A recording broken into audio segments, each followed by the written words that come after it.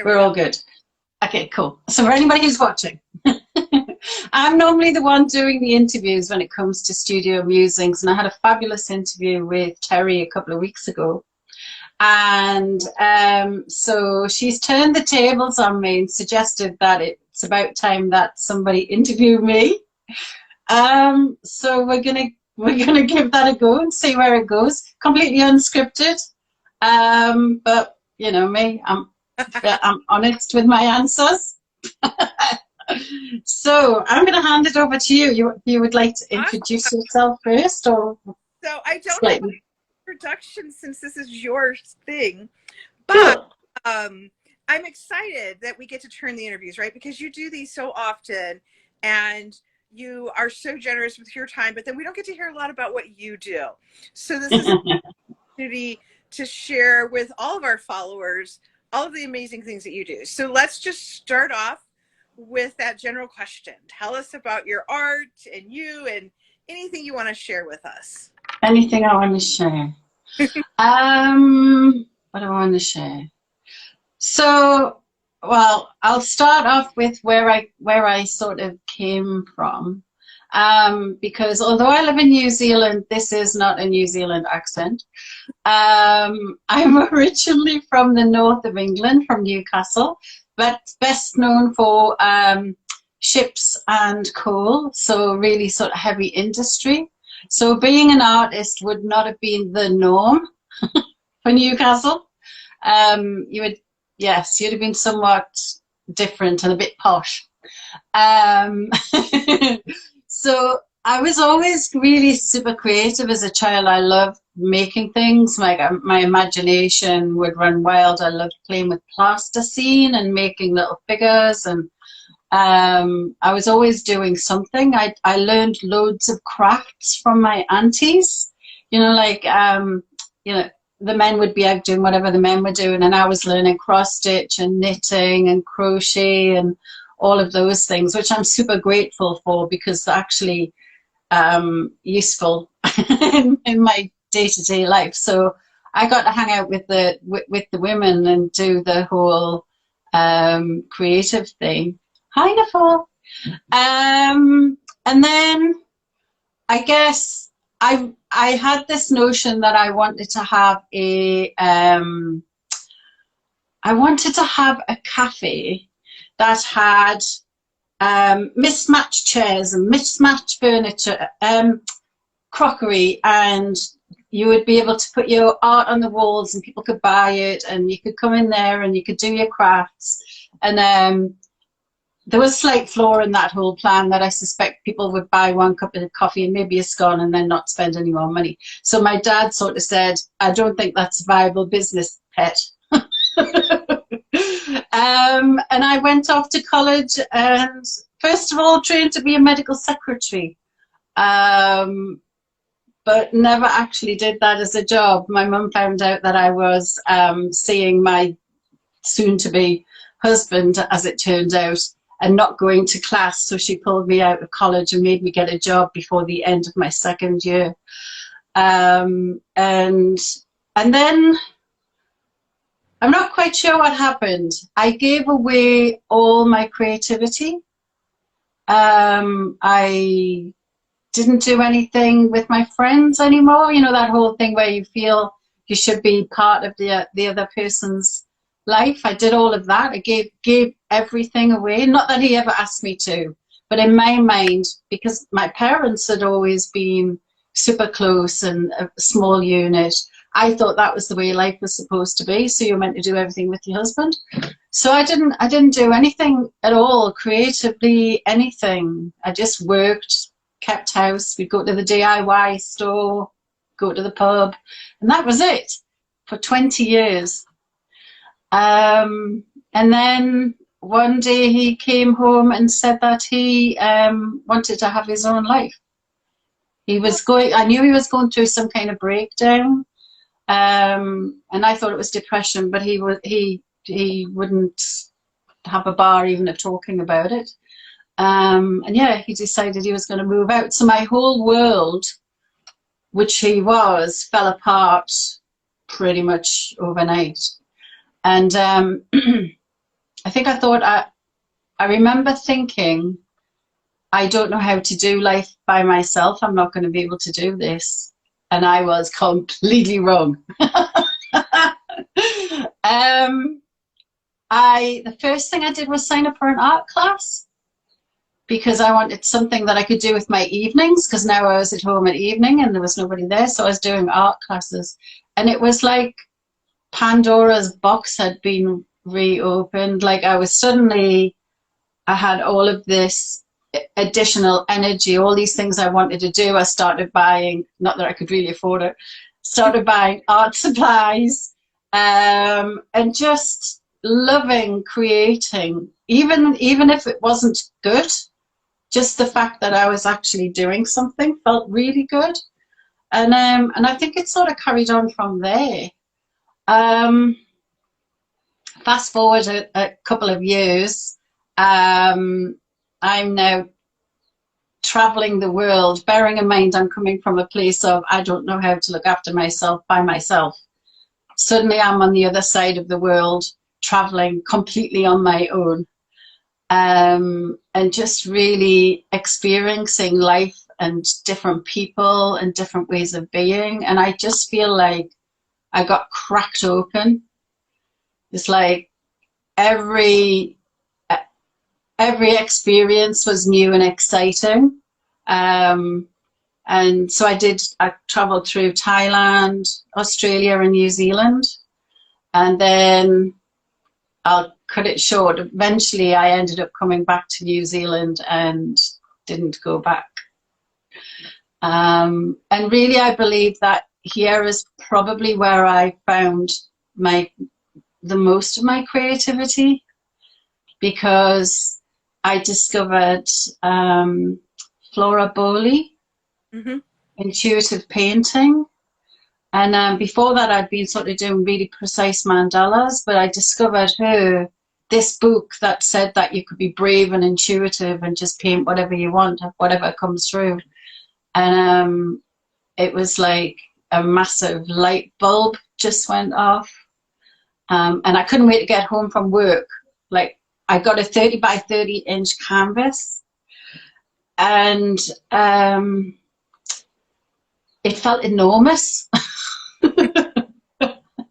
But I couldn't wait to put paint on it. It was just, for me, it was so exciting to do that. And then I was really lucky to get the opportunity to actually go to one of Flora's in-person retreats in Bali. And so I got to spend a whole week with her. And I remember saying to her, I loved it so much. I had finally met my tribe, and some of my best friends were on that retreat.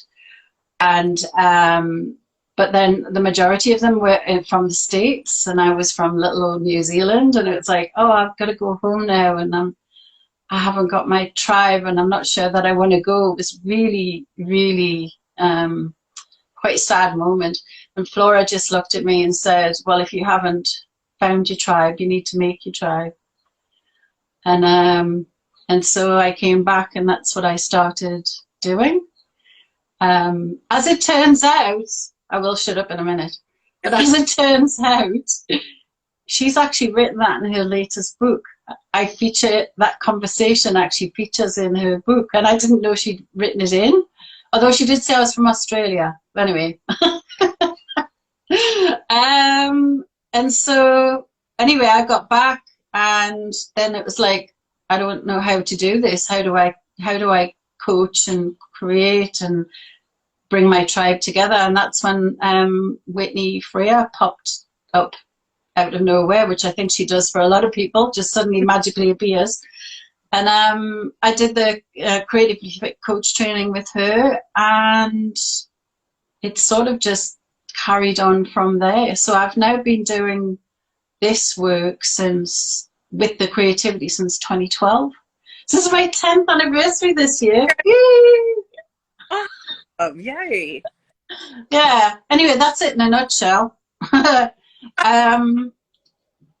So I think I find it really interesting that when you were going through this creative breakout time, your first canvas was a 30 by 30, right? Because, and I think that for people who are new to creating, that does seem like a really big canvas, right?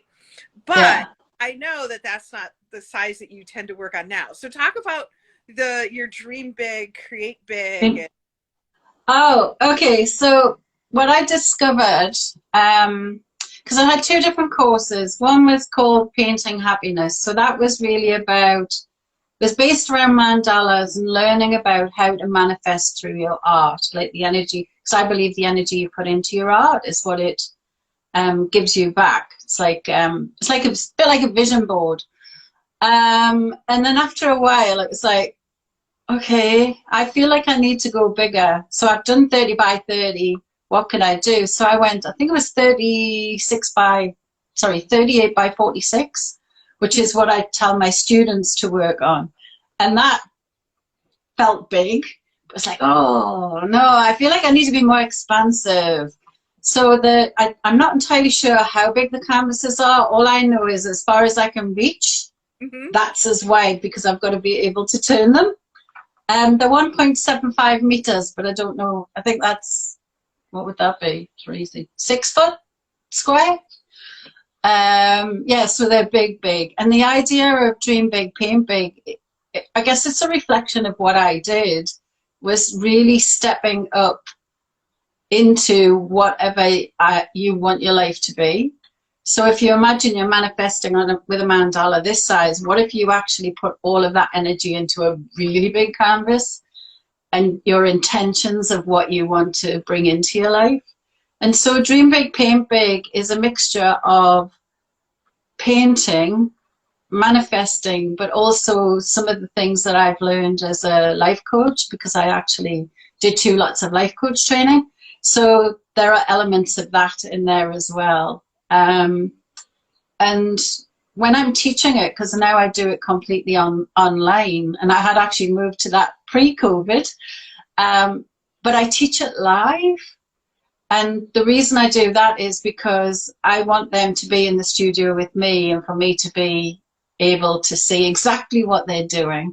And so we keep all the cameras and all the mics open so that we can have conversation between ourselves, just like as if you were in a class. And so I'll do a little bit of demonstration and a bit of work on what I'm working on, and then I spend time just going around and just saying what I'm a bit nosy. I like to see what everybody's up to. It's like, oh, that looks interesting. What are you doing there? So it's not necessarily about me telling them what to do. There's a lot of encouragement and I guess questioning and being curious. So I sort of return to that 5-year-old who's, what's that? I like that color. Why did you choose that? What does that mean to you? All those sorts of things, because I'm really curious about what's happening for them while they're painting. And it's less about it being a product and more about working through your emotions and just really putting on there what you want to manifest. And so far, quite a number of people, me included, have sold up and moved out of the city, gone to live rural. I've had a couple of people who've left their husbands. That's not a reason to join the course. Well, it might be. Just people making significant changes. But and I think it's to do with realizing that if you can paint on a large scale and do something that's scary, because it's quite visible to everybody. It's not like a small painting you're going to be able to shove in the back of your wardrobe. Once you start realizing you can do this and make mistakes and that's okay, then it sort of translates to the rest of your life. And I think that's part of the magic that comes with it. And the community. I mean, the women that join the courses are amazing, and I have some that come back and do it time after time, and yeah, because it's always quite a sad day on week 8 when we do the last week. Yeah. So for people who aren't familiar with this kind of creativity, right? Because I think that so much of our creativity is product based. Like I'm going to go paint a picture of an elf, or I'm going to paint a picture of a tree. So can you talk about that process, and how do you do that? Because it can be really scary. Like a 6-foot canvas is, I think that sounds awesome, but I love big canvases. But I know that for people who don't necessarily, that can be really intimidating. So what do people do in this class? The first thing I've got to get them past is the white canvas, because absolutely scary. I can totally relate. See, when I've got to sit down and write something, if I've got a blank piece of paper in front of me, my brain just goes. And so standing in front of a big canvas can be really intimidating. So the first week we work on it not being blank anymore, but without any thought. I'm not going to go into what I do, but by the end of the first week, there's at least 2 or 3 layers of paint on this canvas. It is not white anymore. There are 0 intentions as to what it's going to be. The main thing is for you to connect with the canvas and to basically let some of that energy out, and realize that we don't need to know what the outcome is. We've got 8 weeks. Week 1, doesn't matter. We're going to be painting layer upon layer upon layer of paint. So this is your opportunity to make marks, let loose, whatever you want to do on this first layer. And there's an exercise that we do at the very beginning where we're witnessing each person actually change their canvas from being white to having color on it. And I actually get quite emotional, because it's I think of it as a real honor watching each of them go through that process in their own way. And none of it's scary. I think that's the thing, is like they're in this really safe capsule where the whole of the group is holding them while they start the process. So at no point do they feel different or comparing themselves to others, because the whole point of the way that it's set up is that we're all there with you. We're energetically holding you. So and then as the weeks go on, we work through energy painting. So painting in different energies that you want to bring into your life. So I actually get them to give me what would be the energy you want to paint in, and then I've already got a list, and I'll call them out, and you just basically paint in what you want it to feel like when it's finished, when it's hanging in your house. And then from there we try, because some people are quite I don't know what the word is, where they actually want to paint a thing that looks like a thing. Yeah. Some people go down that route. Other people just do abstract. It doesn't actually matter in the class. None of the paintings look like each other at all, because they're coming from here.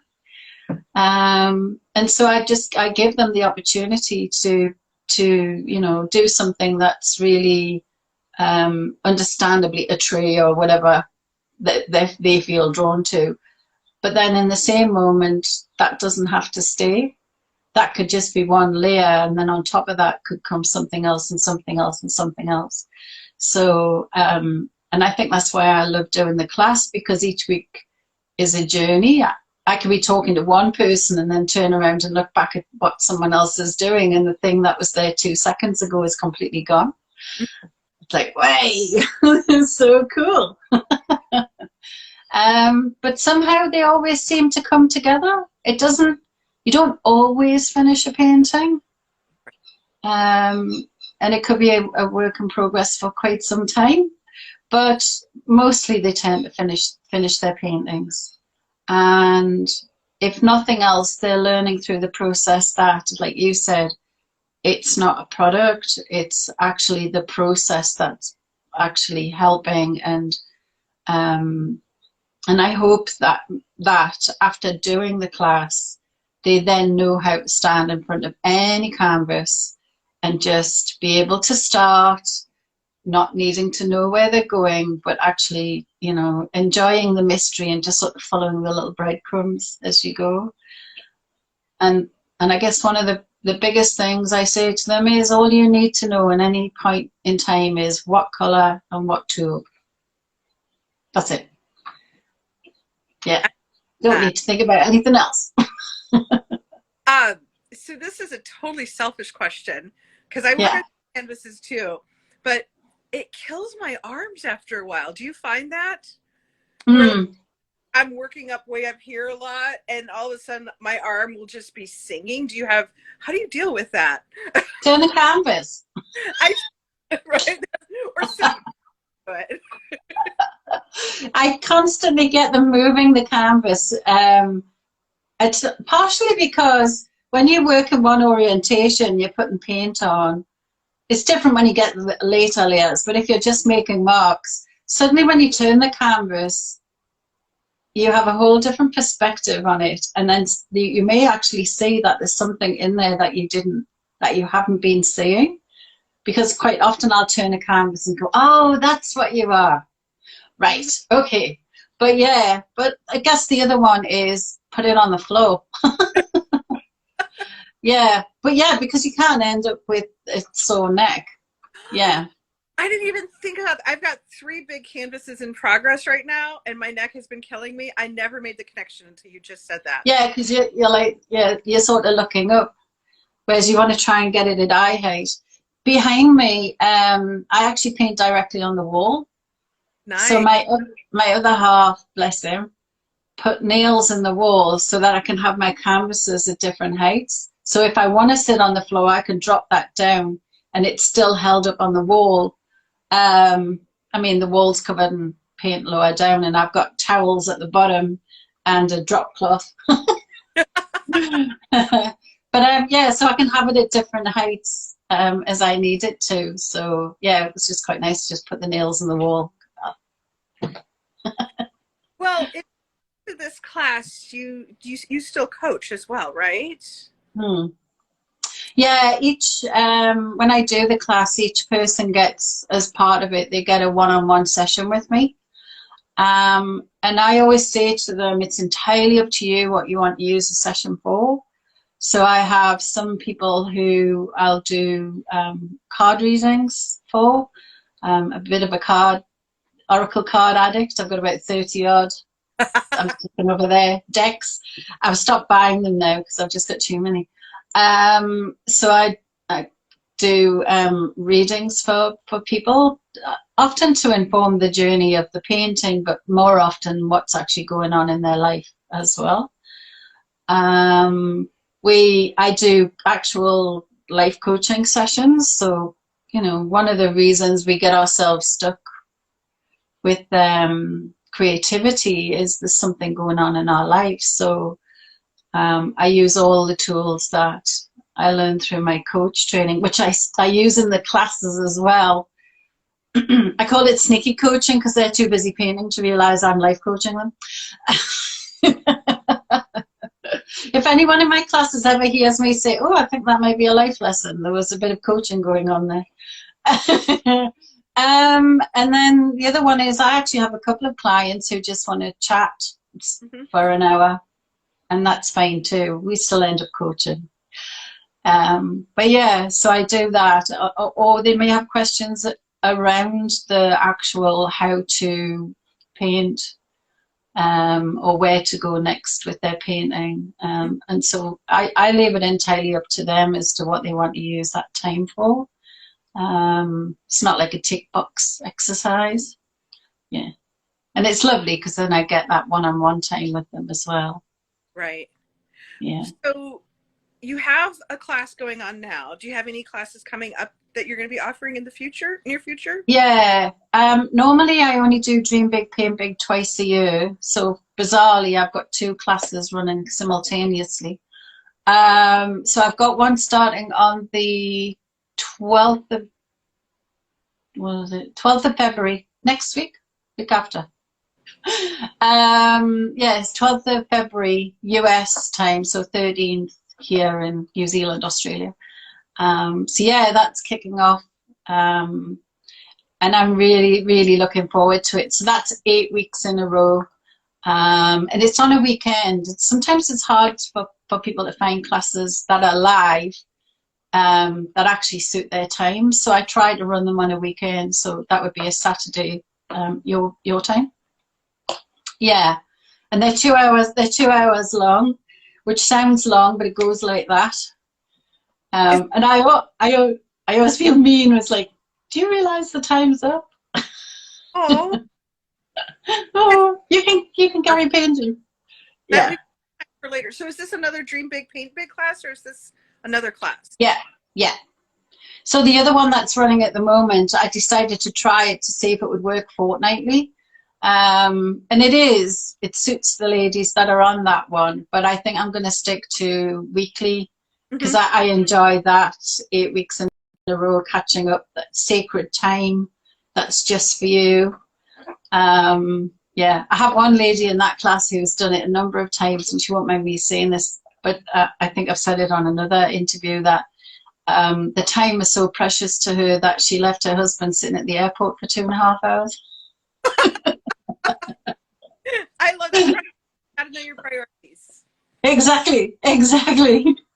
Yeah, but they build up such a lovely community, and I feel myself getting emotional. I think I love the fact that they make friends through the fact that I've created this space for them to come to, and find, their soul sisters, if you like. I think that's special. Yeah. Yeah. So I'm interested in when you were talking about earlier, and you said you gave away your creativity. And I think that a lot of people probably go through that. And so how did you find your way back to the creativity? How did I find my way back? I guess that the art class really was the first step. There is even a story behind that because with my husband having just left, we didn't have a lot of money, and I think the class was something like $150 US, and I had I'd bought one of those sort of scratch cards. And I won, and it was exactly $150. And that was the first time that I realized that there was a force outside of me.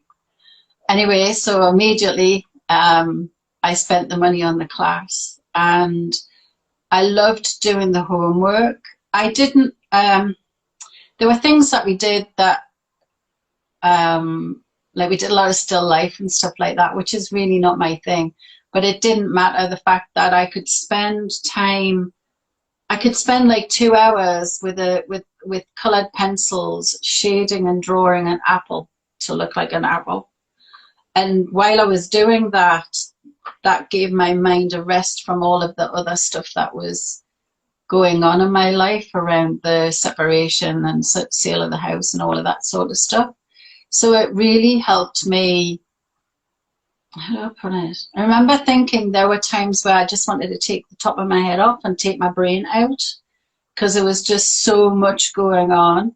And so with creativity, it meant that I could be in that creative space and those thoughts could come in, but I didn't have to engage with them because I was busy doing what I was doing. So I would a bit like meditation, where you recognize it's a thought and then let it pass on.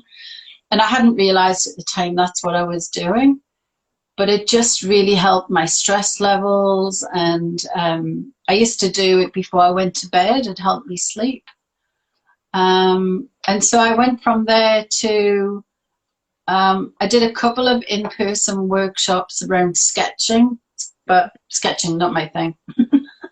I can do it, but I think I love the big, bold movement. And then when I finally got to New Zealand, the first thing I did was I went out and bought some wool so I could knit, and some canvases and some paints, because I'd moved to this tiny little town where I knew nobody, like in the middle of nowhere. And I thought, well, I need to have my creativity around me. And so I started taking inspiration from New Zealand artists and Maori artists, and just getting involved and just doing my own thing at home. And then it wasn't until I did Flora's classes that I then started to open up to the possibility of allowing other people to come in Mm-hmm. and join me to do that, to do this amazing thing that was keeping me sane. Yeah, so it's a bit of a mixture, really. I mean, now, oh my gosh, with all the online courses people can do, there are so many things. But I think the one thing I would recommend is finding a really supportive group when you're on this journey. Whether you can paint live with them online or not, at least where you know they're going to be super supportive.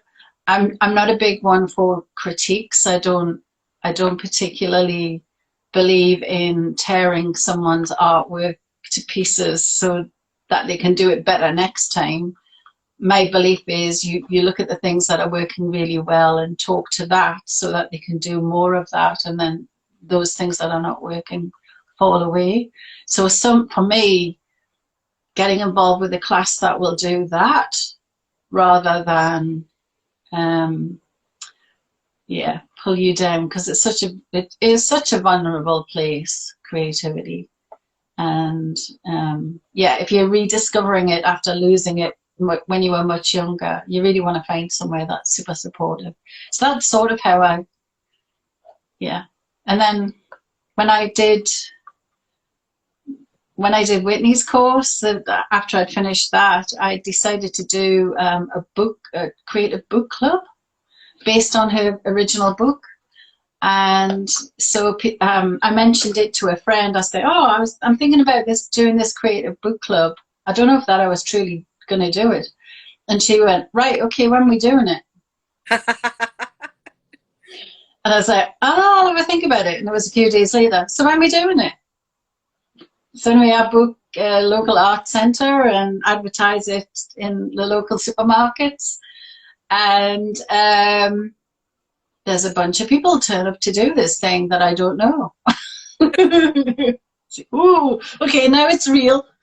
And that went really well. So we did that for the 12 weeks, I think it was. And then at the end, they sort of went, "So what are we going to do now?" I was like, I was thinking about doing a mandala workshop. No idea where that came from. They went, "Oh, great, okay, book me in." So anyway, that's where Painting Happiness came from. And then I did that, and I did a couple of variations on that. And then they were like, "So what are we going to do now?" So I, although I was leading, I was being pushed from behind. Yeah. So that's where Dream Big, Paint Big came from, because I was like, well, I love painting on big canvases. Maybe I could teach you a bit about that. And I was like, so that's sort of how it all developed, really. But yeah, I don't know if you call it a calling or I was being pushed from behind. Maybe both, right? It's all started with that scratch off. So clearly something was destined for you. Yeah. Well, Ah. actually, this story I didn't tell about going to Bali with Flora, you had to apply to do that, so do a proper application. And I didn't have the money. I didn't have the holiday, like vacation time. And I didn't know if I was going to be selected. And I thought, I'm just going to put the application in and see what happened. Anyway, out of, I can't remember, there's quite a few number. There were 16 of us chosen. I think there was 70 odd originally. And so I was chosen to go. And then our HR department sent something round to say that there was an issue with the leave on the system. And actually, I had more leave than I thought I did.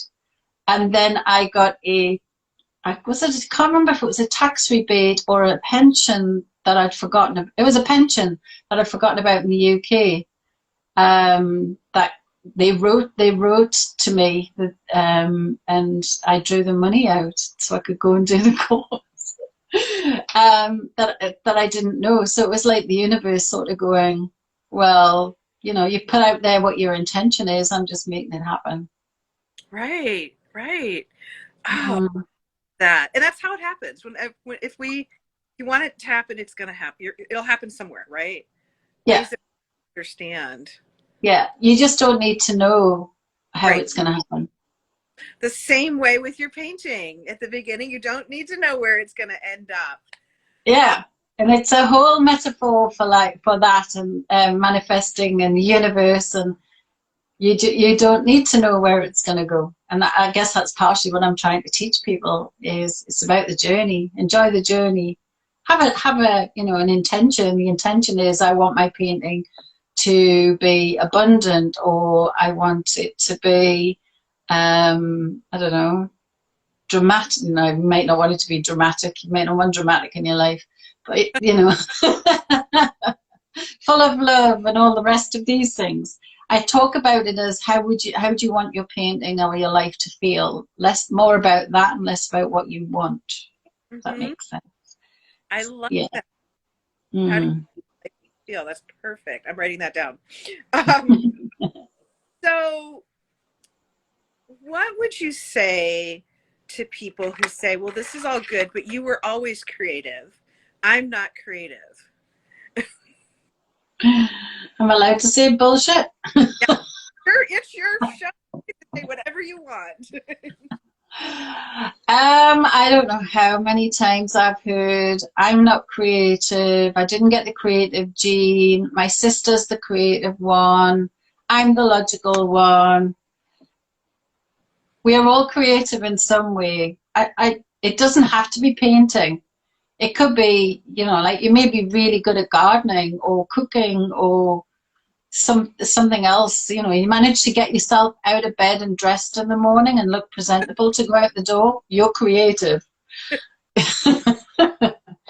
I just think that creativity has been hijacked at some point, and that those people who it's that idea that you have to be a creative genius in order to be an artist, and you had to have been born creative and all of this sort of stuff. They worked for their craft. They didn't just suddenly become, the amazing artists. It's that idea is, for me, is just myth. I think the difference is you enjoy doing it and therefore you become good at it, or you don't enjoy doing it and therefore you never improve. I talk about it like, if you were going to run a marathon, would you just pull on your sneakers and go out the door and think that you're going to run a marathon? No, you'd have to do some training. But the difference is, for some reason with creativity, people think that they should be able to sit down and just draw or paint, like it should just come naturally. Well, no, you have to put some hours in, but it doesn't have to feel difficult. It just, 10 minutes here or there, or just playing, and without it, it's back to this thing about not having an outcome in mind. It doesn't matter if it looks rubbish to you. It actually may look fantastic to someone else. In fact, I have a book here, which is a kid's book, you might know, Ish. Yeah. And this whole book, which is for kids, is all around the fact that this little, I think it's a little boy, is making these drawings that he thinks they're not very good, but his sister thinks they're really good, and she'll say that's vase-ish or that's rabbit-ish, and that once he realized that he could do this, then he carried on and he painted and he drew and he drew and he drew.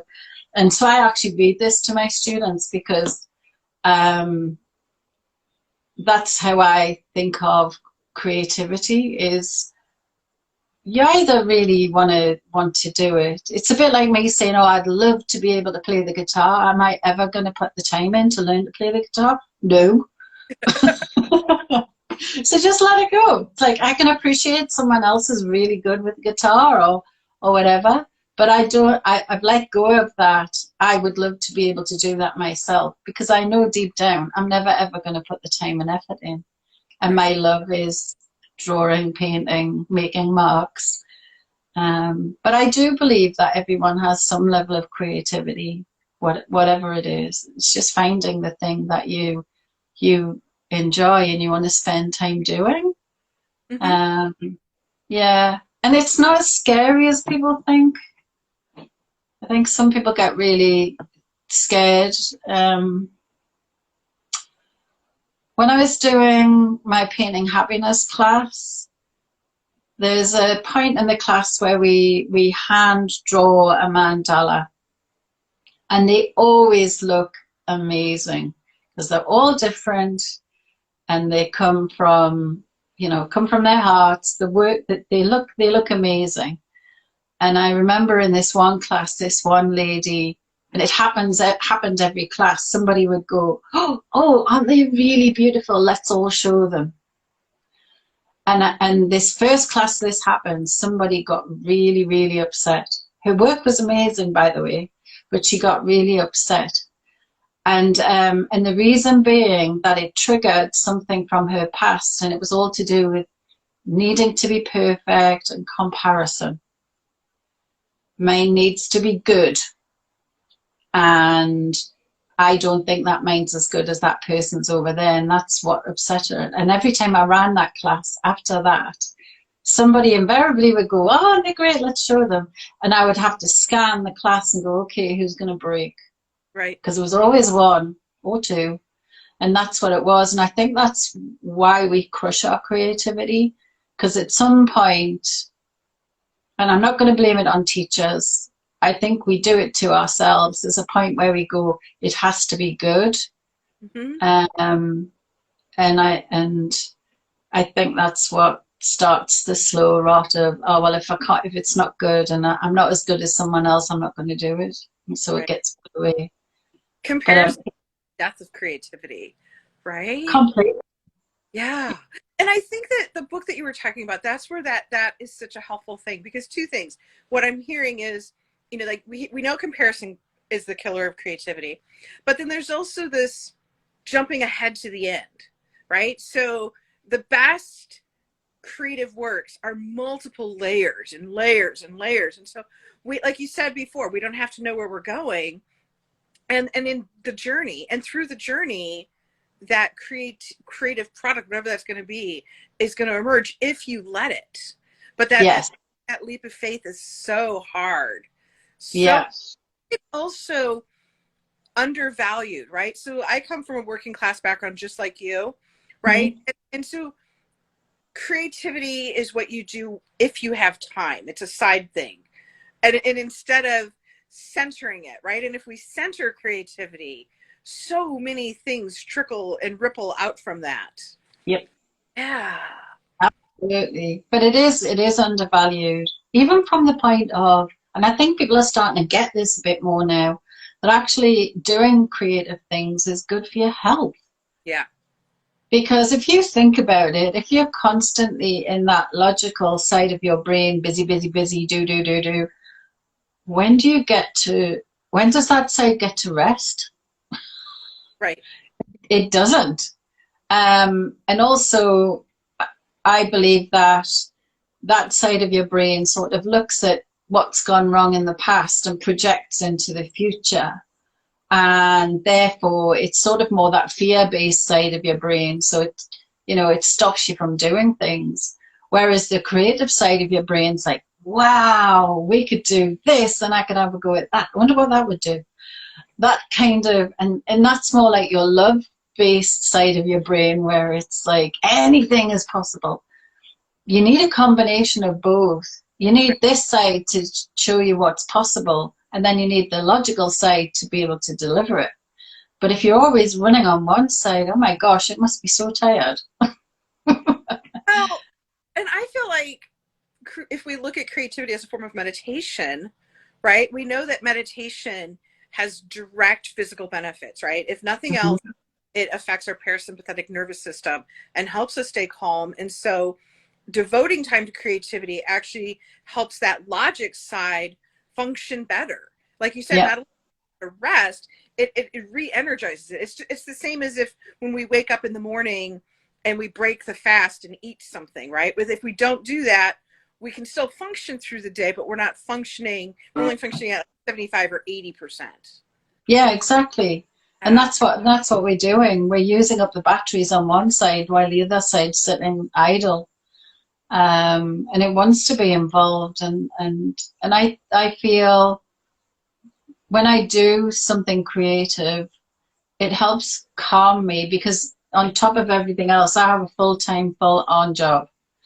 And even spending 10 or 15 minutes doodling, chucking a bit of paint around, doesn't matter what it is enough to just bring me down from the day. Because you don't realize during the day how much other people's energies, how much you're thinking about work, like how much that actually affects you. And then you take it home. Or even worse, if you're working from home, it's already home with you. Right. Yeah. So, and I've been thinking about this. So, because I do this myself. I finish my work day, because I'm working from home a lot at the moment, online, and then I immediately get on with something else. What I've decided from next Monday is that I'm going to, when I finish my work day, the first thing I'm going to do is come in the studio for 10 or 15 minutes and just make marks, just so I can create that separation between the busy day job and let all of that go, and then move into the rest of the evening. So yeah, I'm going to be doing that from next week. I'm thinking about doing it live, even if it's just scribbling, or to keep myself accountable. That could be like a Valentine's love challenge to yourself, right? Oh, I like. And then you could do that. You can use that. Do it I on. will. Yeah, I love Yeah, that. yeah. I love that. I'm writing that down. Yeah, I'll just do a heart. I remember that. Yeah, I think that it just creating that separation from work to life, the other life. I think that would be a really good way to do it. And the reason I'm saying it is because I know it's like once I start creating, it's like I've been holding my breath all day, and I've got really tense up here. And then as soon as I start creating, it's just like this massive release of all of that. And it's difficult to verbalize that in a way that someone will understand until they actually give it a go. And it could be doodling or zentangling or colouring in. That used to be one of my favourite things, was colouring in, as long as you allow yourself to go outside the lines. Right. I have a similar process for when I'm painting, and when I find myself getting my critical voice start coming in and getting too much. I always have another canvas close to me that I can just turn to, and sometimes I will literally just flick paint at it or do marks, and it's the same thing, right? It gets me out of my head and gets me back into the painting I'm working on. And then the best part is I'm building up those layers for a new canvas down the road. Yeah, and exactly. So, yeah. Yeah. Yeah. And I think as well, not getting too precious about the painting that you're working on. Yeah. It doesn't need all that attention. I actually say to my students, if you think you're in charge of the painting, you're completely wrong, because the painting is in charge, and Right. it will decide what it wants to be, and it will tell you when it's finished. Because that's a question I get asked a lot. When do I know when it's finished? And basically, if you're listening, it's going to tell you when it's finished. When there's nothing else popping into your head that you can do, it's finished. Right. When you take I've got the fine liner brush, and no matter where I go on the canvas, it feels like the canvas is repelling the brush. I paint a lot of Buddhas. I love painting Buddha. And listening to the canvas was the best lesson I ever really got, because I had Buddhas that I thought needed many, many more layers for shading and get all that. And then when I stopped doing that and I had all these different textures and things, my Buddhas improved so much. Yeah. I think the other thing to add to that as well is sometimes we get like really, we're working this close to our paintings and you have to step away. Not Mm-hmm. necessarily step away to be critical or anything, but just actually stand back and look at the whole thing. And then you might say, oh, I could do a little mark there or whatever, and then go in and do it. But just keep coming back from it because we get so tied up in the tiny minutiae details Yes. where actually you can spoil a painting by doing that, by being adding all these tiny bits where actually you should have probably stopped about an hour ago. One of the things I do is I will leave the room and go make a cup of tea or a cup of coffee or something like that. And then I'll come back and see the painting again. And that coming into the room and looking at it differently, because you miss all those up close details.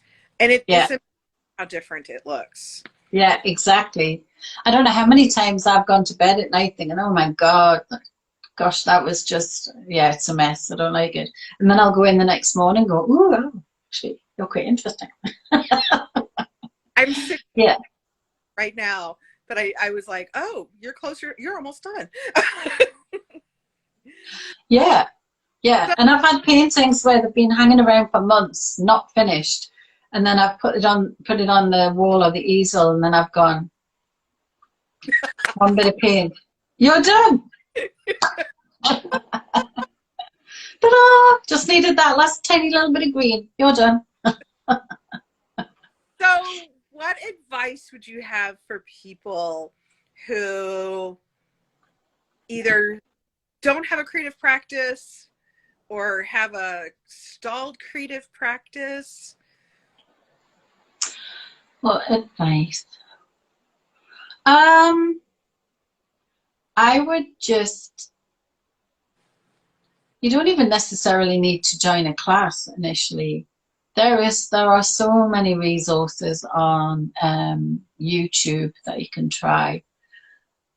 I would say find things on YouTube maybe that are around just playing with paint or playing with pencils. Don't get hung up in a how-to tutorial on the best way to draw a face or anything like that.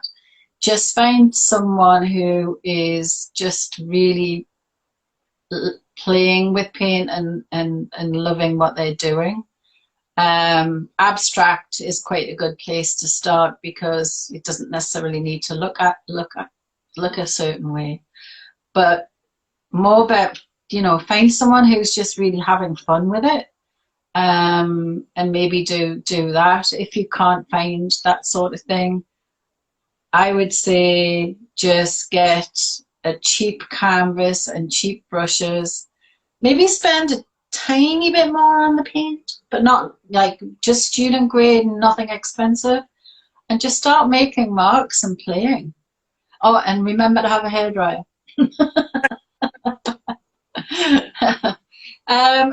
Just learn some basic stuff. Please don't learn the art rules. Right? Yeah, it's great to learn how to mix paint. The whole idea of red and yellow make orange and all of that. That's great, but please don't go off and learn all the art and design rules, because then you get yourself stuck in your own head. Around should I this or should I that, and is it right and is it wrong? But just do it for the joy of it, and you can always come and hang out with me. Yeah. How we can join your class? Yeah, if you want to go to my website, it's just angela-murray.com. I'm on Facebook as Living Life in Colour, the UK version of Colour, OUR. And yeah, just check out. At the moment, I've got Dream Big, Paint Big on, like I said, starting on the 12th. But I also am going to be bringing Painting Happiness back for those people who have had requests that want to learn to freehand paint mandalas without having to be super precise. And so yeah, if that's a good course to start with, actually, for just learning the basics and getting out of your own head. Yeah, so that they're going to be coming up in the next couple of months. Awesome. Hmm. They're running out of time. Is there anything else that you'd like to share with us? Anything else I'd like to share? Yes, one last thing. Find your creative community. Whatever it is, could be printing, stamp booking, collage, journaling, colouring in. There is a community for whatever floats your boat. But actually just find those people and like I said a bit earlier, make sure it's like a really solid community that are there to lift you up and not to critique what you're doing. So if nothing else, start there, and then they'll inspire you to get involved and do things. I love that. Thank you. You're welcome. Thank you so much. Rolls, this has been fun. This is. I'll have to watch it back to see what I said. Amazing things. You were awesome as always. And I'm looking forward to your Love Yourself Mark Challenge, whatever you do. I'm going to join you on that. Cool. Okay. I've put the heart down so I don't forget. But yes, that's for next week, is to just spend a little bit of time every day to break from work to play, and boost my energy. I'll see you there. Okay. Good. Thank you very much. Thank you. It's been wonderful. I will see you later. Okay. Bye. Bye. Bye.